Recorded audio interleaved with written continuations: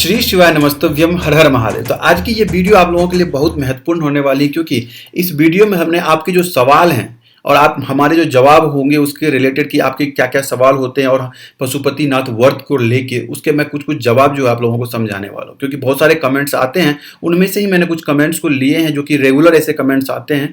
तो आप लोगों के कन्फ्यूजन को मैं सोच रहा था इस वीडियो के माध्यम से क्लियर कर दूँ। ठीक है, तो चलिए वीडियो को लास्ट तक देखिएगा, क्योंकि हो सकता है कि आपकी कोई ना कोई कन्फ्यूजन लास्ट में निकल के आए, या जो भी आपके मन में प्रश्न हो बीच में हो, या कहीं ना कहीं तो होगा। ठीक है, फिर भी अगर उसके बाद भी कोई दिक्कत आपको लगेगा कि नहीं और मेरे पास कुछ क्वेश्चन है, तो कमेंट कीजिएगा, मैं हर कमेंट का जवाब देता हूं, आपके सारे कमेंट्स का जवाब फिर से मिलेगा। ठीक है, तो चलिए वीडियो को स्टार्ट करते हैं कि पशुपतिनाथ व्रत को लेके हमारे मन में क्या क्या सवाल होते हैं। तो पहला सवाल जो हमारे पास आया हुआ है, तो ये आप देख सकते हैं, रेखा साहू जी ने एक हमारे पास क्वेश्चन किया था कि मेरा कोई भी कोई भी व्रत नहीं है, सिर्फ एक पशुपति व्रत है और कोई भी व्रत नहीं है, तो अपने पशुपतिनाथ कर सकती हूं।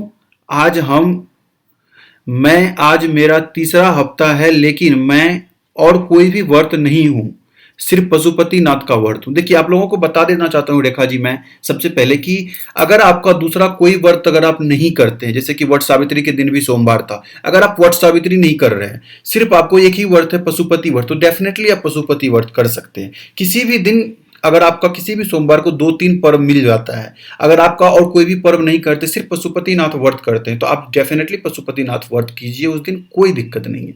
अगर आप जैसे कि मान लेते हैं एग्जांपल कि वट सावित्री भी करते हैं और पशुपति भी कर रहे हैं, तो उस दिन आपको क्या करना है, वट सावित्री कीजिए, बट पशुपति व्रत जो है आप अगले हफ्ते कीजिए, अगले सोमवार को कीजिए, उस दिन के लिए स्किप कर दीजिए, छोड़ दीजिए। ठीक है, इस तरह से कोई भी पर्व आता है तो आप उस दिन उस पशुपति व्रत को छोड़ सकते हैं, और जो आपका अपना दूसरा पर्व कर रहे हैं उसे आप कंटिन्यू रख सकते हैं। ठीक है, आशा है कि रेखा जी आपका जो क्वेश्चन है उसका डाउट क्लियर है।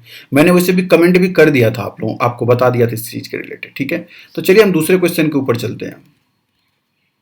तो मेरे पास दूसरा क्वेश्चन है दीपिका अग्रवाल जी का, कि इन्होंने क्वेश्चन लिखा, बहुत ही अच्छा क्वेश्चन है, कि पीरियड यानी रजो धर्म में जो पशुपति व्रत करते हैं 5 व्रत में इंक्लूड होगा या नहीं होगा। देखिए, ये बहुत सारे महिलाओं का क्वेश्चन होता है, हमारी बहन हमारी माताओं का क्वेश्चन होता है कि पशुपति व्रत में अगर पीरियड्स या रजो धर्म में हम आ गए तो उस दिन का व्रत काउंट होगा या नहीं होगा।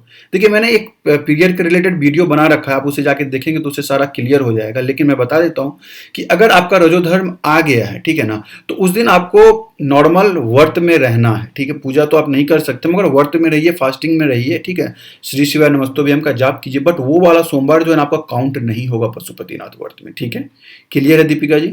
चलिए मैं दूसरे क्वेश्चन के ऊपर चलता हूँ।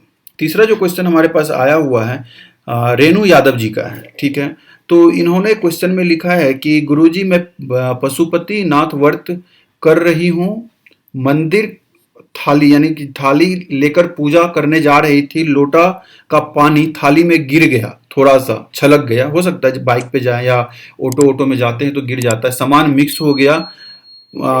मैंने पूरा पूजा सामग्री चढ़ा दी थी, थाली में पानी था उसमें रह गया। ठीक है, सूख गया पानी, मतलब शाम के समय में थाली लेकर वापस आ गई, मंदिर गई थी, बाबा मेरी इस छोटी सी गलती को माफ कर देंगे, थाली में लोटा का पानी गिर गया। देखिए रेणु जी रीना जी, मैं सबसे पहले बता देता हूँ कि चलिए ठीक है, मंदिर गए, थोड़ा सा जल छिलक जाता है, वो पॉसिबिलिटी है, बट इसमें देखिए कोई दिक्कत नहीं है, महादेव जरूर ही छोटी सी जो आपने से गलती हुई है उसे गलती इसको नहीं बोल सकते, क्योंकि जा रहे हैं तो थोड़ा सा गिर जाता है। ठीक है, अगर ऐसा हुआ है तो ऐसी कोई दिक्कत नहीं है, महादेव जरूर आपकी मनोकामनाएं हैं जो भी है वो पूरी करेंगे। ठीक है, इस चीज का आप ध्यान रखें, बट नेक्स्ट टाइम से कोशिश करें कि जल थोड़ा सा लोटा में कम रखें, या कोई कवर वाला डब्बा आप रख लें, जो प्लास्टिक का छोटा छोटा डब्बा आता है उसमें जल डाल लें पैक करके, उसके बाद शिवलिंग के जब मंदिर जाते हैं ना आप, तब उसको कलश में अपने लोटे में डाल लें, उससे कि आपको ये वाली सुविधा असुविधा नहीं होगी। ठीक है, चलिए दूसरे क्वेश्चन के ऊपर चलते हैं। चौथा क्वेश्चन हमारे पास रेखा साहू जी का है,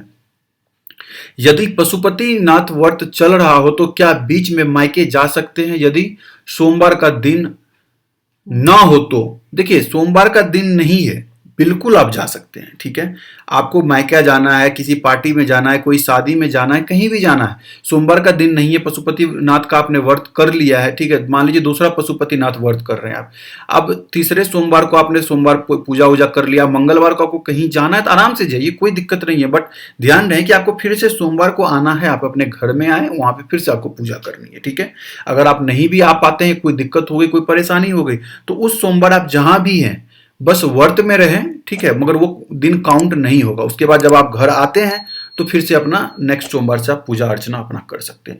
अगर देखिए सोमवार को भी अगर आपको जाने की जरूरत पड़ गई, इतनी इमरजेंसी है, तो कोशिश ये करें कि शाम की पूजा खत्म करके शाम का प्रसाद ग्रहण करने के बाद ही आप कहीं भी जाएं, ठीक है। चलिए नेक्स्ट क्वेश्चन पे चलते हैं। आशा है रेखा जी कि आपका जो ये सवाल था इसका आंसर आपको मिल गया है। देखिए 5वां प्रश्न हमारे पास है शंकु जी का, ठीक है। तो पशुपति व्रत में 108 बेल चढ़ाना कंपलसरी है या कम भी हो सकता है? देखिए अगर आप उद्यापन की बात करते हैं तो उद्यापन में आपको 108 कुछ भी चढ़ा सकते हैं, जैसे कि बेलपत्र चढ़ा दीजिए, मखाना चढ़ा दीजिए, या तो अक्षत चढ़ा सकते हैं, या तो मूंग के दाने चढ़ा सकते हैं। इस तरह से आप कुछ भी चढ़ा सकते हैं। कंपलसरी नहीं है कि आप 108 बेलपत्र ही चढ़ाएं। अगर मगर उद्यापन नहीं कर रहे फिर भी दूसरे सोमवार से, मतलब कोई भी सोमवार में अगर आप व्रत कर रहे हैं तो उसमें भी कंपलसरी नहीं है कि आपके पास 108 बेलपत्र होना ही चाहिए। 5 बेलपत्र भी काफी है, 7 बेलपत्र भी काफी है। नहीं मिल रहा है 1 बेलपत्र भी काफी है। वो भी नहीं मिल रहा है तो शिव जी पे जो बेलपत्र चढ़ा हुआ उसे आप धो के भगवान को प्रार्थना कीजिए कि हमें बेलपत्र नहीं मिला, हम आपकी ही बेलपत्र उठा के हम फिर से चढ़ा रहे हैं, ठीक है। प्रार्थना कीजिए, वही बेलपत्र आप उठा के धो के फिर से शिव जी को चढ़ा दीजिए। भोला महादेव भोले हैं, ठीक है ना। आप जैसे भी मन से श्रद्धा से पूजा कीजिए तो सब कुछ सफल होगा।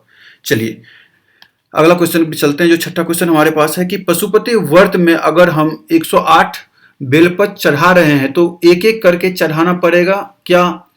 क्योंकि उतना मंदिर में टाइम नहीं रहता है, पीछे और भी लोग रहते हैं पूजा करने के लिए। दर्शनी जी बिल्कुल सही क्वेश्चन है आपका कि हम देखिए उद्यापन में तो जैसा कि बोला गया है, गुरुजी भी बोले हैं, पंडित प्रदीप जी भी, कि 108 बेलपत्र अगर आप चढ़ाते हैं तो कोशिश करें कि एक एक करके चढ़ाएं और श्री शिवाय नमस्तुभ्यम का जाप करते रहे। तो उससे क्या होता है कि आप 108 बार श्री शिवाय नमस्तुभ्यम का जाप भी कर लेते हैं और 108 बेलपत्र आराम से चढ़ भी जाता है। लेकिन बहुत जगह मंदिर में ऐसा होता है कि उतना टाइम आपके पास नहीं होता है, तो आप कोशिश ये भी कर सकते हैं कि एक साथ ही सारा बेलपत्र आप चढ़ा सकते हैं, ऐसी कोई दिक्कत नहीं है, ठीक है। तो आशा है कि इस क्वेश्चन का जवाब आपको मिल गया होगा, ठीक है। चलते हैं अगले क्वेश्चन के ऊपर। स्वाति तिवारी जी का एक क्वेश्चन है कि मेरा 3rd पशुपति का व्रत है, लेकिन भूलवश मैंने पूजा के बाद घर में आकर दिया जलाना भूल गई, फिर तुरंत याद आया तो जला दिया।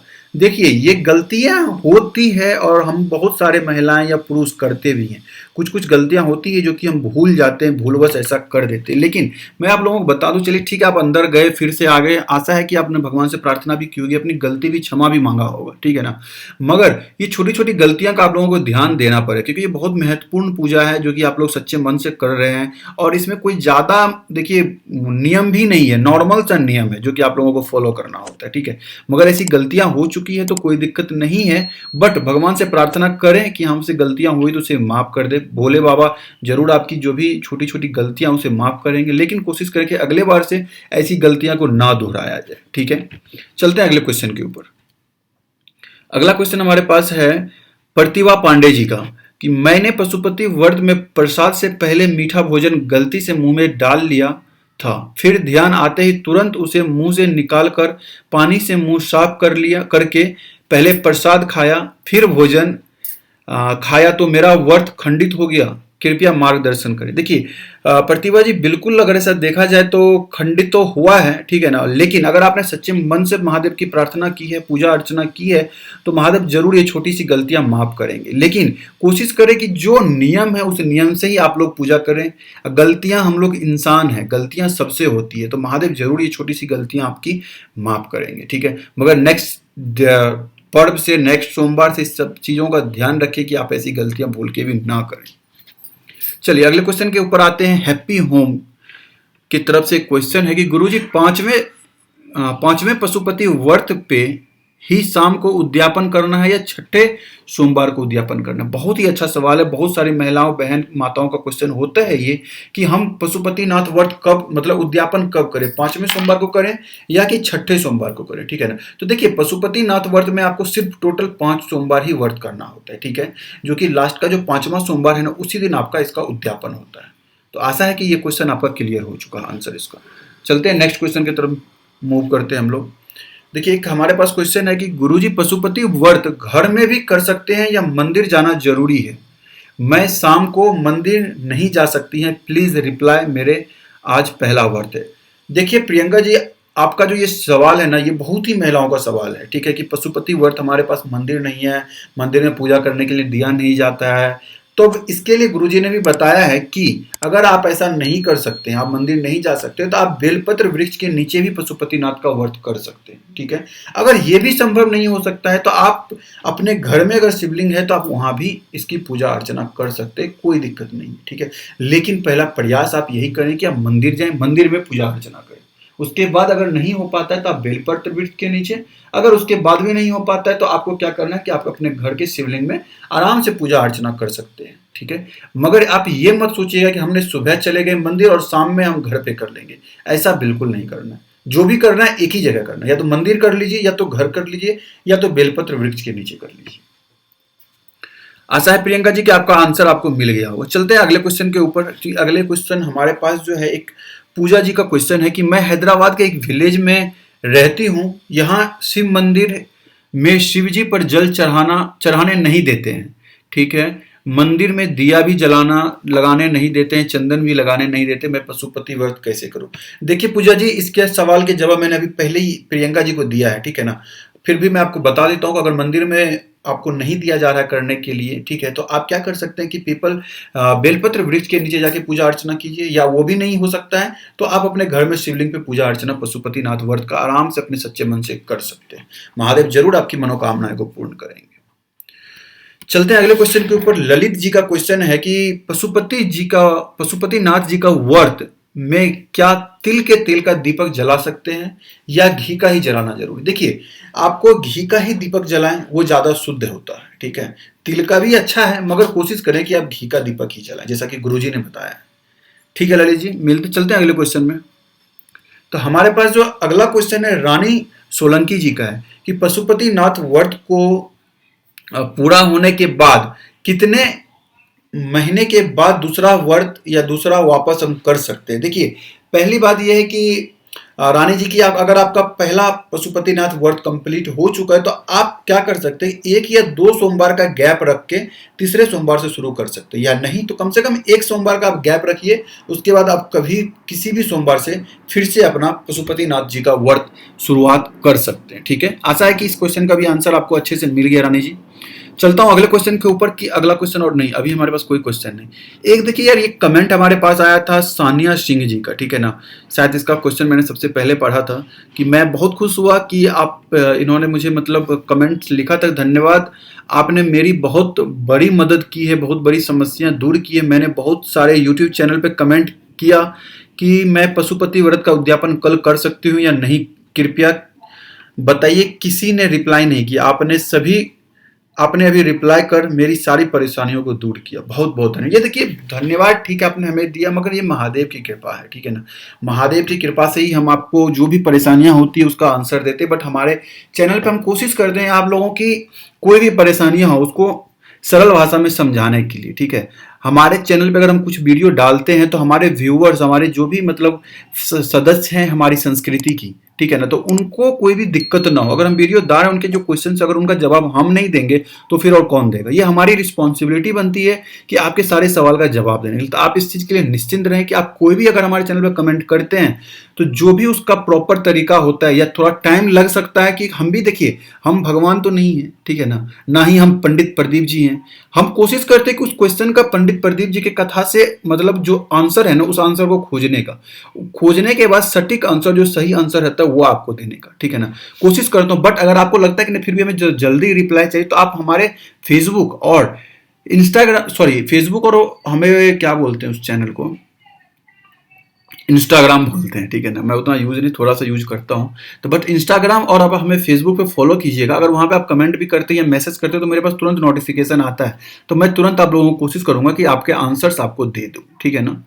तो आशा है कि जो भी इन्फॉर्मेशन थी मैंने आपको सारे इस क्वेश्चन का आंसर दे दिया। मैं फिर से एक बनाऊंगा और क्वेश्चन आंसर और अब मैं कोशिश करूंगा कि अगर आप लाइव चाहते हैं कि लाइव बात करने के लिए, तो मैं एक लाइव का सेशन रखता हूं। तो आप लोग डिसाइड कीजिएगा, कमेंट करके बताइएगा कि किस दिन और किस समय लाइव का सेशन रखा जाए, कि जिस दिन हम लाइव रहें आप लोगों के साथ और आपके जो भी प्रश्न हो आपके मन में उनको दूर किया जाए। ठीक है, तो महादेव से चलिए प्रार्थना करते हैं। श्री शिवाय नमस्तुभ्यम की जो भी आप लोगों की प्रार्थना है, मनोकामना जरूर सच्ची होगी, पूरी होगी। बस भगवान, मैं आप लोगों से निवेदन यही करूंगा कि जो भी पूजा कर रहे हैं सच्चे मन से कीजिए। महादेव को अगर आप एक लोटा जल भी चढ़ाएंगे ना, वो भी बहुत है। वो भी नहीं चढ़ा सकते, जैसा गुरुजी बताते हैं कि उसका शिखर दर्शन भी कर लेते, वो भी बहुत है। मगर जो भी कर रहे हैं सच्चे मन से कीजिएगा। ठीक है, चलिए मिलते हैं अगले वीडियो में, तब तक के लिए नमस्कार, श्री शिवाय नमस्तुभ्यम। और कमेंट में हर हर महादेव जरूर लिखिएगा। वीडियो बनाने में थोड़ी सी मेहनत लगती है, अगर आप हल्का सा कमेंट कर देते हैं तो उससे हमें भी थोड़ा सा पॉजिटिव मोटिवेशन मिल जाता है। मिलते हैं।